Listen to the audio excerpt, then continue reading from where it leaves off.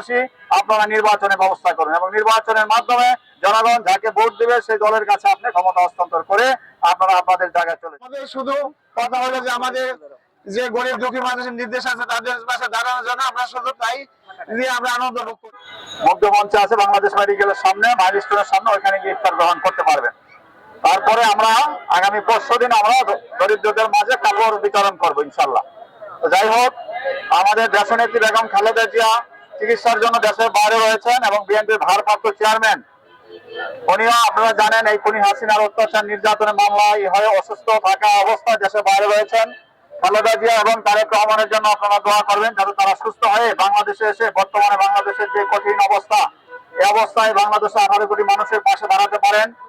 সেজন্য দেশনেত্রী বেগম খালেদা জিয়া এবং তারেক রহমানের জন্য দোয়া করবেন। পাশাপাশি ঢাকা মহানগর উত্তর বিএনপির সংগ্রামী আহ্বায়ক আমিনুল হক সাহেব এবং সদস্য সচিব হাজী মোস্তফা জামান সাহেবের সার্বিক তত্ত্বাবধানে ঢাকা মহানগর উত্তরে সব জায়গায় ইফতার বন্টন কর্মসূচি চলছে।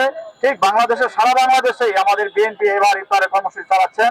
আমরাও পশ্চিম থানায় সেই ধারাবাহিকতায় আমরা ইফতার কর্মসূচি করে যাচ্ছি। আগামী দিনে আমাদের জন্য যদি আল্লাহ আমাদের সুস্থ রাখেন, আমরা বাঁচে থাকি, ইনশাল্লাহ আপনাদের পাশে এভাবে ইফতার নিয়ে আমরা আসবো। আপনাদেরকে হয়তো এই সামান্য উপহার সামগ্রী নিয়ে আপনাদের সামনে আমরা আসবো। আপনারা আমাদের জন্য দোয়া করবেন এবং এই সরকারের কাছে দ্রুত দাবি জানাবো, অতি দ্রুত সংস্কার করে সময় ক্ষেপণ না করে সংস্কারের পাশাপাশি আপনারা নির্বাচনের ব্যবস্থা করুন এবং নির্বাচনের মাধ্যমে জনগণ যাকে ভোট দিবে সেই দলের কাছে আপনি ক্ষমতা হস্তান্তর করে আপনারা আপনাদের জায়গায় চলে। যে সরকার ক্ষমতায় আসবে, যদি বিএনপি কে আপনারা ভোট দিয়ে ক্ষমতায় আনেন, ইনশাল্লাহ আমরা বিএনপি জনগণের পাশে থাকবে এবং আমরা যারা উত্তরায় রাজনীতি করি, উত্তরায় কোনো অন্যায় চাঁদাবাজি সন্ত্রাস আমরা হতে দিব না এবং যারা করবে আমরা তাদের কঠোর হস্তে আমরা ইনশাল্লাহ দমন করব।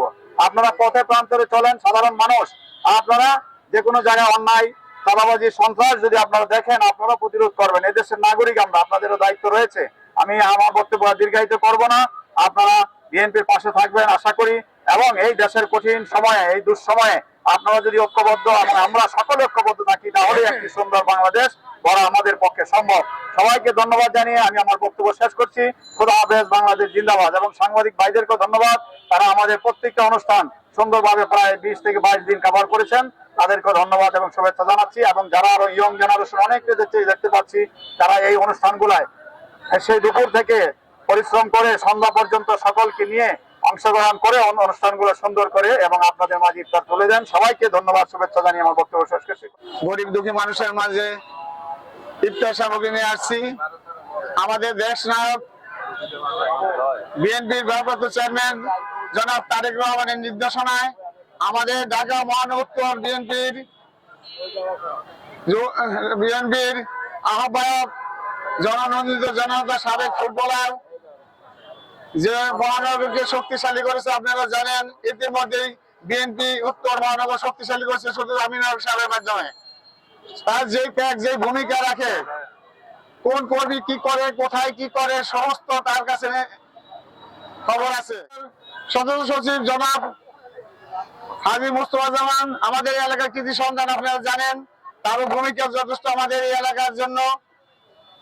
তার আমাদের উত্তর মহানগরের যুগ্ম আহ্বায়ক, প্রভাবশালী আহ্বায়ক জনাব আফাজের নেতৃত্বে আমরা যে 7-8টি স্পটে করি, তার যে ভূমিকা আমাদের সবচেয়ে বেশি নির্দেশনা দেয় কিভাবে কি করব। সেই আফাজউদ্দিন বক্তব্য দেওয়ার কিছু নেই, আমাদের শুধু কথা হলো যে আমাদের যে গরিব দুঃখী মানুষের নির্দেশ আছে তাদের পাশে দাঁড়ানোর জন্য আমরা শুধু তাই দিয়ে আমরা আনন্দ ভোগ করি।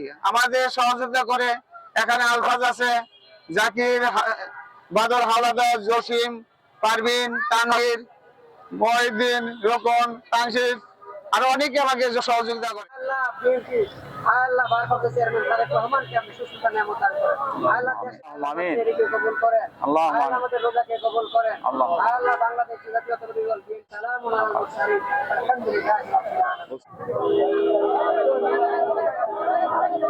চলো আমরা